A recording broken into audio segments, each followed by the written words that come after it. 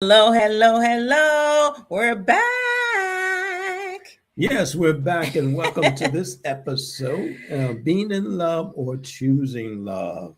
Welcome to True for Daily Living podcast, and that's our topic. And so we're going to get this thing started. We're in 2026 and we're excited about the new year. New things are happening. So before we jump in, we're going to do our promo. So hold on.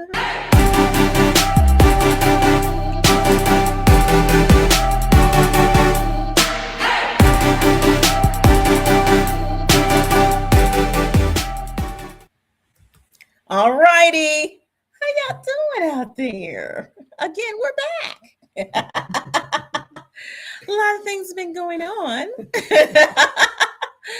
since we were on our podcast, but we wanted to come in 2026. In fact, today is the 1st of March, 2026, and we wanted to come in with a hot topic. It's hot, okay? Yeah, it's hot. So, as he said, being in love versus choosing love.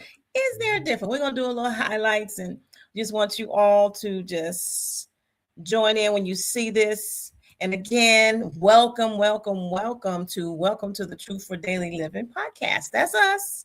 Yes, you see our names. We're Daryl, we're Charlotte.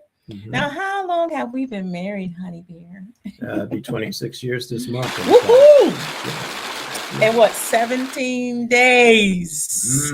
17 days. Last year, we went on a cruise for our 25th. Can we say 25? Woo! 25th. Now, it seemed like the year just kind of flew by, didn't it? Yes. Time is advancing. Yeah, but our love is still warm and growing, right? It is. Which, segues into what we want to talk about when we're talking about being in love or choosing love. Which one? Now, if you think, we want to start with this. If you think you're falling out of love, this might change everything.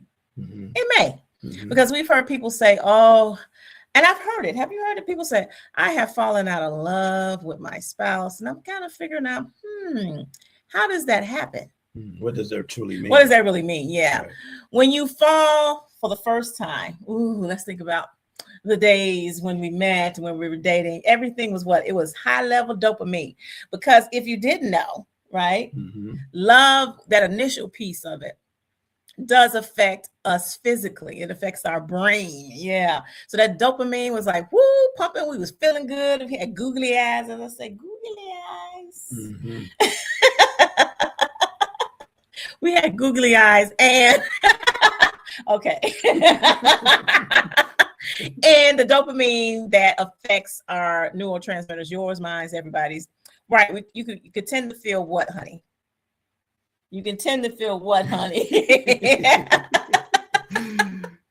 You can tend to feel excitement. Yes. You obsession, basically. You got the physical attraction, you got butterflies, and then also you on the emotional high. Yeah. Okay, so. And has your heart ever raced if you're in a new relationship or if you're married and you think back to when, or maybe it still does. We'll talk about that a little bit if we get a chance. And you think about that person, oh my goodness, constantly. I remember we were dating, we were on the phone, we would fall asleep on the phone. You be snoring on the phone. I probably was snoring on the phone. During that time. I don't know. I think you were. But at any rate, we would just want to breathe on the phone. Just want to hear each other's breath. Remember those days? And so our hearts was racing, like you said, the butterflies, the chemistry that we decided we had, right? A lot of that was happening in our brains. Now, of course, we're not scientists. You can look all this up. But a lot of it was chemical. The chemical change with the dopamine affecting our neurotransmitters. Okay. This happens pretty much for anyone. Right? Sure. It's going to happen. And so, but here's what many people, we realize they think, and I think that's why that statement comes about when they say, I fell out of love. Did you really? Or are you talking about the effects that you felt when you were dating, and now that has kind of maybe waned a little bit? Maybe it could be difficulty or what happened? Because our bodies change all the time.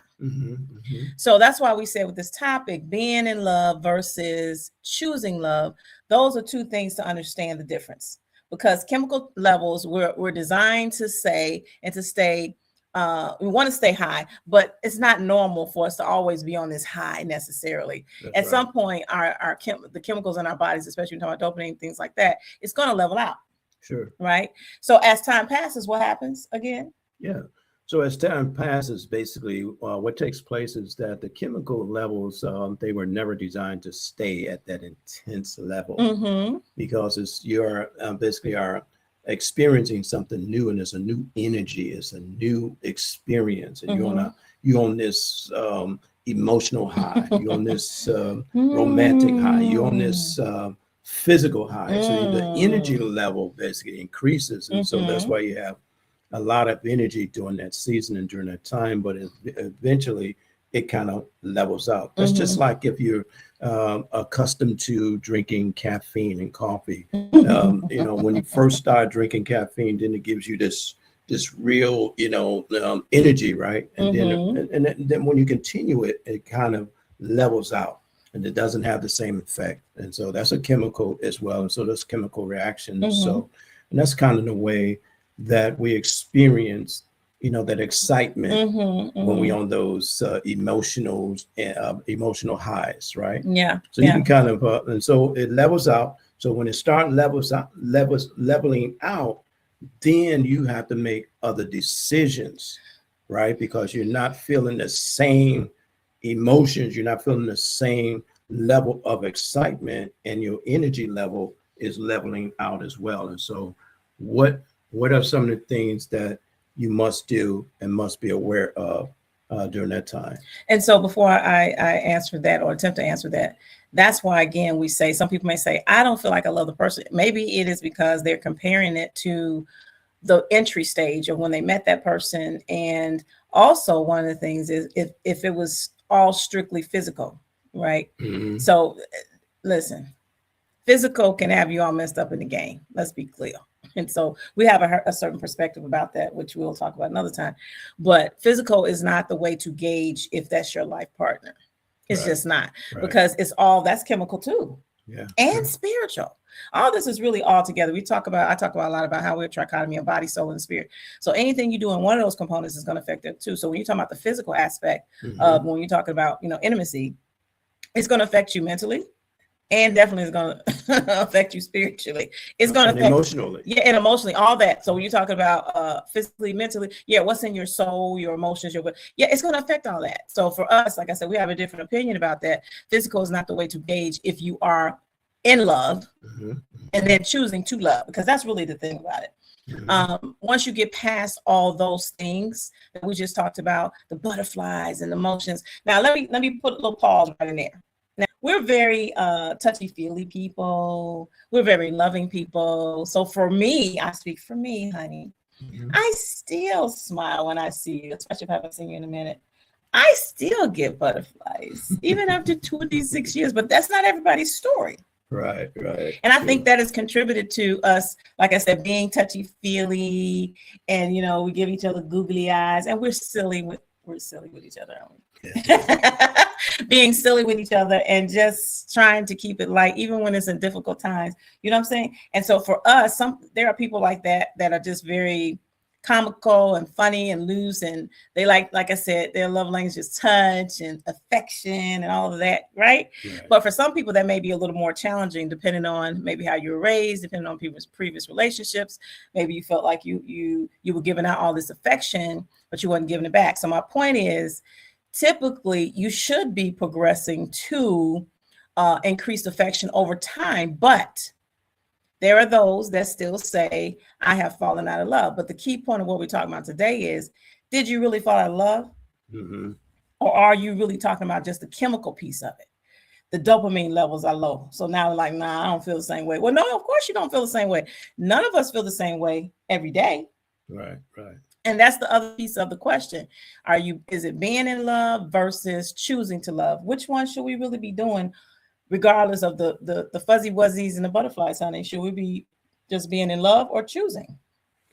Well, you have to make a choice, and choosing to love is going to be the ultimate decision that you have to make in your relationship, because of the fact that our emotions change, our feelings change, our desires change, the situations change, circumstances change, and that brings about another level of dealing with maybe levels of stress.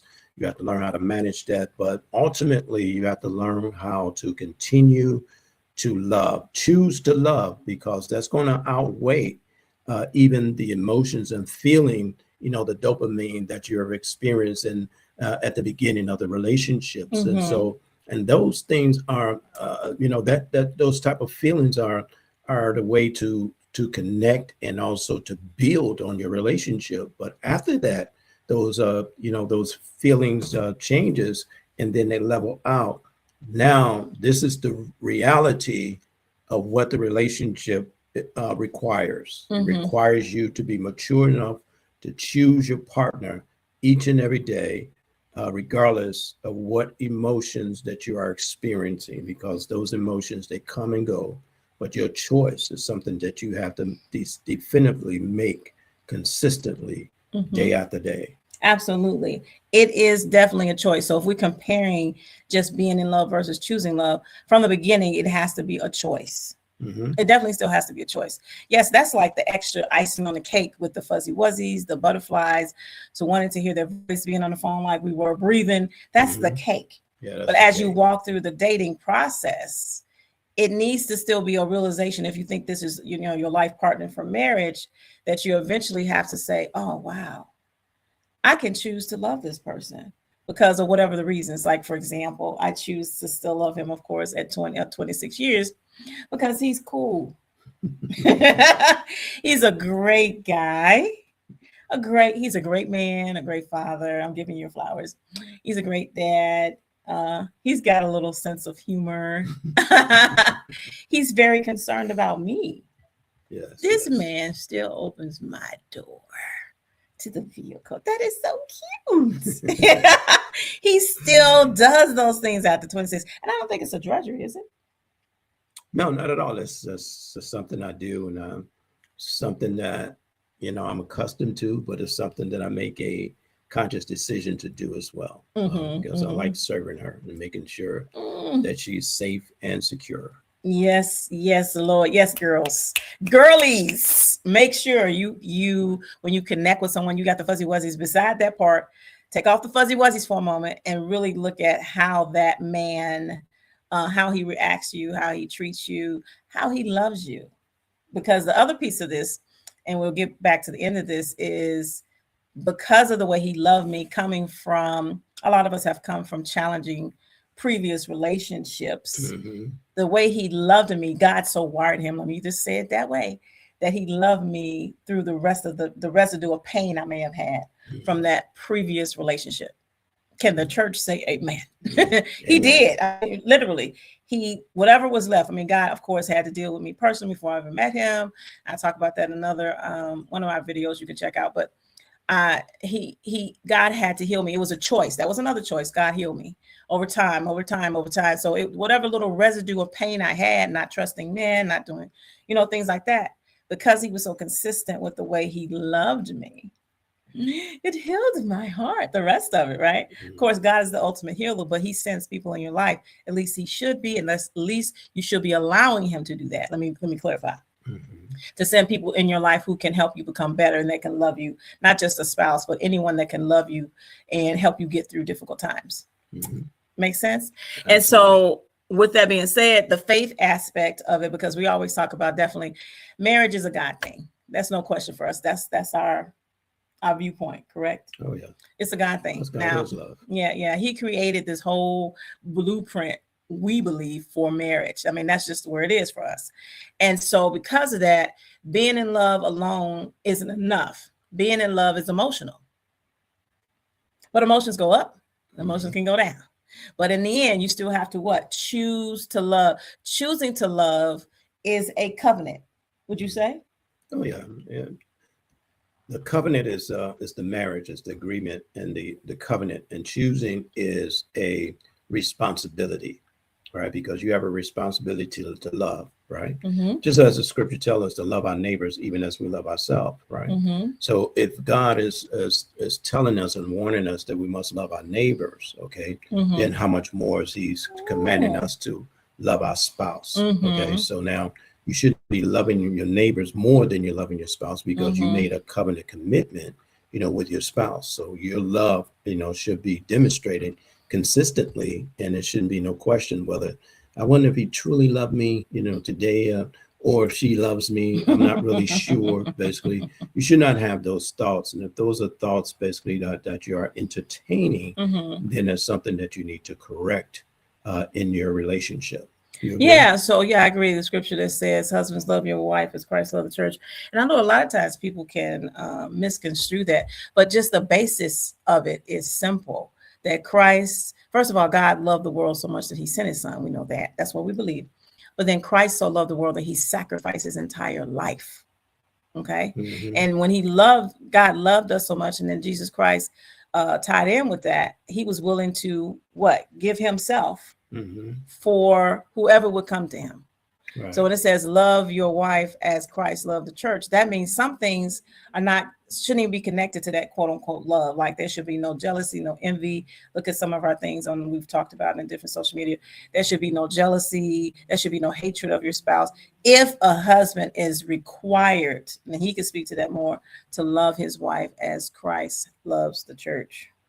Yeah, when Christ loved the church, love is a action word. So He gave Himself for the love that He had for the church. He Mm-hmm. gave Himself Mm-hmm. as a instrument of love, Mm-hmm. but also as an instrument of a perfect sacrifice, Mm-hmm. because we could not understand and receive God's love without recognizing and understanding what God have done for us in order for us to receive His love. So Mm-hmm.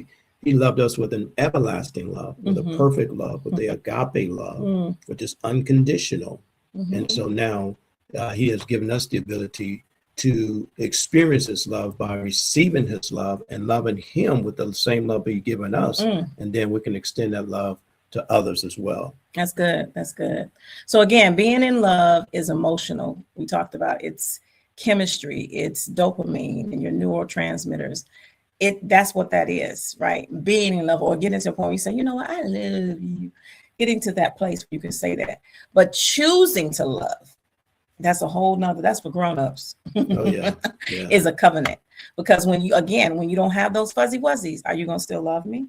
Mm-hmm. Yes. Is your love for me, your choice to love me, going to outweigh what you feel at the moment?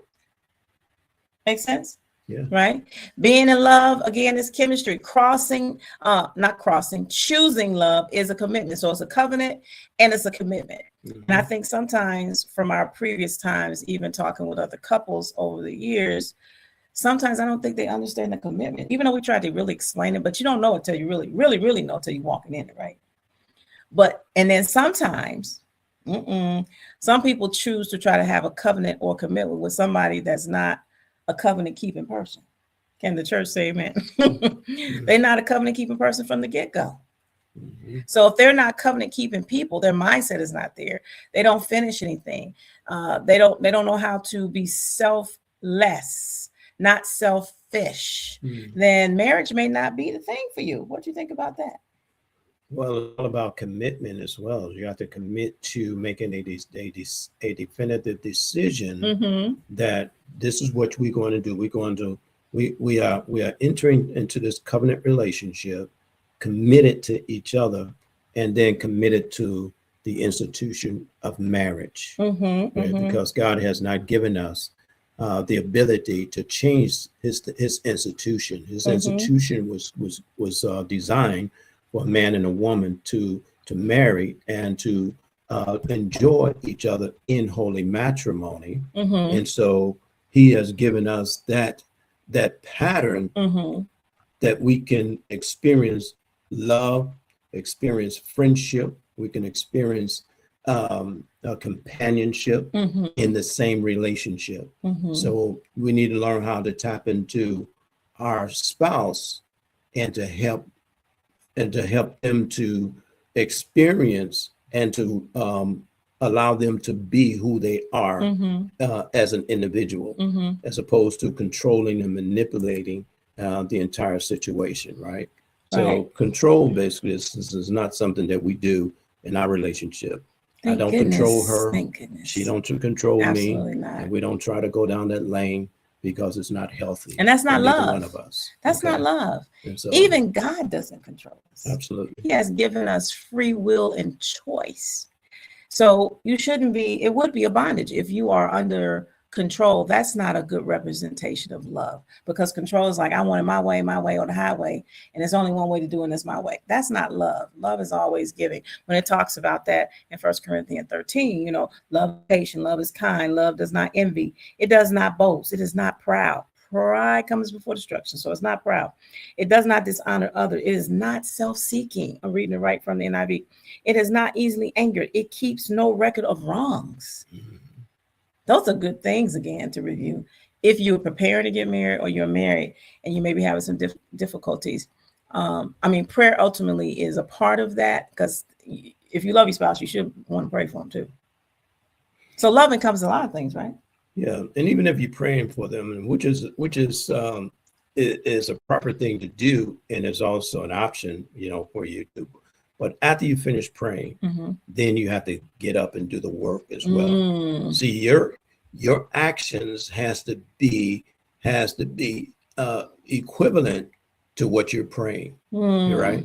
So if you're praying for your spouse to be healed and to be receptive for you, now you have to do things that is going to allow her to receive from you. So therefore she can heal, and also she can be receptive, and also she can making sure that what you're really saying and what you're really praying, it is equivalent to your actions. Yes. Because love is all about action as well. It's not just about the words, and the words are important because, you know, women, they're going to hold on to words, and they want your words to line up with your action. They want your actions to line up with your word as well. Okay, so and that's part of the growing aspect. That's part of the maturity level. That's part of the relationship, and going from just saying what you're going to do and also doing what you say that you're going to do. Exactly. So yes, absolutely. Again, feelings fluctuate. Yep. But covenant remains. Now, again, we're coming from the original blueprint. I'm just checking my time. We're coming from the original blueprint of what marriage is. So you may be from a different mindset, but this is our mindset. This is what we teach. This is what we believe. This is what we've counseled couples with. So the blueprint is the blueprint. That's what we get our information from. And so it's covenant. We cut covenant when we said I do in front of not just people, but in front of God. And so we took that very seriously. And again, I think sometimes people don't, that's still commitment. People don't look at that commitment. They think, oh, we're just fronting a bunch of people. It don't matter. No, it matters. Yeah, covenant is a consistent agreement to be committed, right? You're consistently agreeing to the covenant that you're going to be committed, regardless of what takes place in the marriage and the relationship and the situation, regardless of what you have to deal with. Yes. Now, if you learn how to deal with it together, then you can get through it a lot quicker, a lot easier, because two is still yet better than one. Oh, yeah. And a threefold cord is not easily broken, right? Easily broken. And so when you incorporate that, your oneness, your agreement, and invite God into the situation, then listen, you can't lose. Absolutely true. So we wanted to start this discussion, and let me show this. We wanted to start this discussion, and let me put that there, and let me stop that, because that's my my little timer. Yeah, but we wanted to start this discussion because we thought it was very important to talk about, let me see, there it is right there, to talk about things that we know or we believe should be important in marriage. And so, like I said, being in love versus just choosing to love. It kind of goes together, but it needs to be explained, and we're going to talk about it some more. So don't mistake just the settling of chemicals as the loss of love. Let me say it again. Don't think because you may not feel exactly the same, and you shouldn't, because we all grow, but don't think that because you have a loss of these chemicals that have settled in, that you've lost a connection. Yeah. And you have to be intentional even to, not just maintain, but to increase the connection, especially over time. Have we maintained over almost 20? Can you believe it's been 26 years? Yeah, it doesn't seem like it's been that long, to be perfectly honest. It really doesn't. However, we get along well, and we've experienced a lot of heartaches, a lot of setbacks. We're not saying that, things has been easy for us. Things have been pretty difficult for us in some seasons, but we chose that failure was not an option. Yes. We chose God over our situation. We choose each other each and every day over certain circumstances. So and that's the choice that we've made, and we deliberately have made those decisions and choices as well. And I'm not the kind of guy that runs away from issues or shut down. I like to explain. I like to talk about it. Sometimes, may not have a lot of words to express because I try to be careful what I release, because it's easy to cause damage, but it's difficult to recover from it. You follow? So that's why sometimes it's important for you to let your words to be few, okay? Because grievous words stirs up anger, but a soft answer turns away wrath. True. And so as we learn and as we continue to become more wise in our decision making, then those type of mature levels ends up in the conversation. The levels of maturity ends up in the conversation. You become a doer of the word and not just a hearer only. So as we wrap this up, that's good, babe. Remember this: dopamine may start your relationship and maybe even eventually marriage, but being intentional, faith, prayer, all of that brings in that consistency that you need. It helps you to be consistent, I should say, to treat your spouse a certain way, right? To love them, and your love it should increase. It should deepen. That's true. But don't just get stuck at the dopamine. That's the whole point of this conversation. Okay. So we want to say, we're going to talk about this again, but we want to challenge you this week. Don't just choose the feeling, choose love. And be intentional. Don't just look for the feeling. You know what you see and you be like, no, you be like, I love you. And that's easy for me to say. Easy. For us, I mean, but everybody's not in that situation. Like I said, we got our alarms going off. But yeah, choose not just the emotional, the feelings, but choose to love intentionally. So we want to say, first of all, thank you for joining us for this podcast. Thank you. And we want to make sure you are connected with us. We are on all the social sites, okay? Everyone you can name, we're on. So make sure you catch up with us, comment, like, subscribe, depending on which channel you see this, because you may see some tidbits on different channels. But just make sure you connect, okay? Connect with us. And again, we are on, let me just show you. We are on everything you can name. So we are on Instagram, Facebook, and you know where we are right now on the tube. We're on the tic-tac-y, as I call it. Just look for us, either a version of Marriage Enrichment or Enrich My Marriage or Enriching Your Marriage. You're going to see something like that. If you see these faces, look at that face. It may be a different face, different hair, but it's us. All right. And also make sure you go to find out more information about us on our Linktree. And so our Linktree, we have a wealth of information. We've written a book. We wrote it a few years ago, actually. Marriage Takes 3. So check that out. We got all this stuff going on. Books and mini books and ebooks and all kinds of stuff. But again, we just wanted to jump back in this 2026 year and say, we're here. We've been working. We haven't stopped working. Yeah, we haven't stopped working. But thank you again for joining us. We're going to get off of here. This has been, Daryl and Charlotte again with Welcome to the Truth Daily podcast, and we hope you glean something. Again, choose to be intentional about loving. Don't just base it on your emotions.